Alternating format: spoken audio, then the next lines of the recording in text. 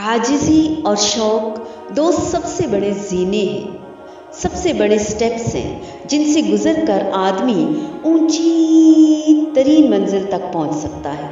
शौक़ आदमी को उभारता रहता है, मोटिवेट करता है, उकसाता है कि वो कहीं रुके बगैर अपना सफ़र जारी और सारी रखे। शौक़ आदमी के अंदर तजस्सुस का जज्बा पैदा करता है, जिसकी वजह से वो चीज़ों की हकीकत जानने की क्रेज़ में रहता है। ताहम जुस्तजू का शौक़ ही काफ़ी नहीं, इसी के साथ साथ आजिज़ी भी इंतहाई ज़रूरी है। आजिज़ी का मतलब है अपने आप को हकीकत आला से कम समझना। ऐसा आदमी गलती मालूम होते ही फ़ौरन उसका एतराफ़ कर लेता है।